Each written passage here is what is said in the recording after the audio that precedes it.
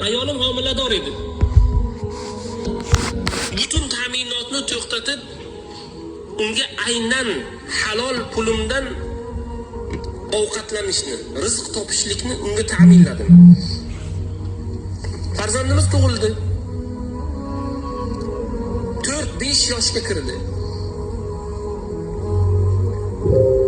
Farzand onasi, ya'ni ayolim homilador bo'lgandan keyin qayerdan pul topyapman, qaysi pulimga narsa, oziq-ovqat sotib olyapman, hozirgacha men bilaman deydilar.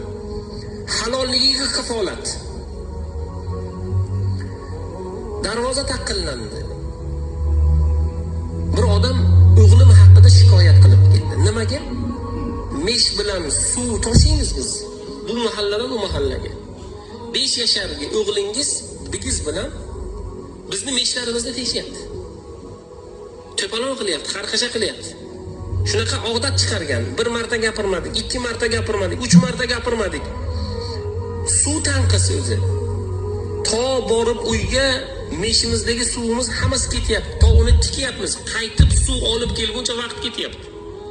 Qiynalib qoldik. O'g'lingizni tarbiyalab oling, unday qilmasin deganda nima qildilar? O'g'illariga bir tarsak tushirdilarmi? Biz bo'lganda shunday qilardik-ku. Nega unday qilasan? Uyga o'tirib olib ayollarni chaqirib, qayerda biz xato qilibmiz dedilar. O'g'illariga gapirganlar yo'q. Qayerda biz xato qildik? Deganlarida onalar aytdilar, men bilaman qayerda xato qilganimizni. Qayerda?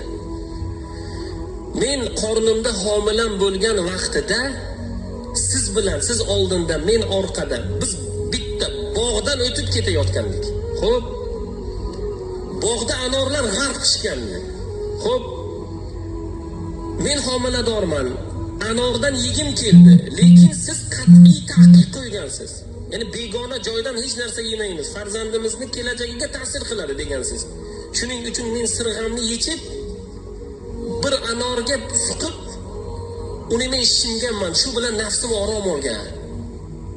Men mana shuni kasofati deb o'ylayman desalar, yig'lab yubordilar.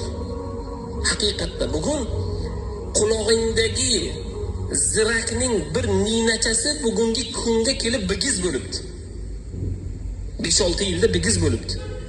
Erta 20 yildan keyin pichoqqa aylanadi u. Katta narsalarga aylanadi. Shuning uchun darrov o'sha bog'ni egasini topib, undan rozi rizochilik so'rab, uning ehsonini berib, Allohga istig'for aytganlaridan keyin o'g'illariga gapirganlari yo'q. Odamlarni meshini teshma deganlari yo'q. O'zi bu holatni tark qildi dedilar.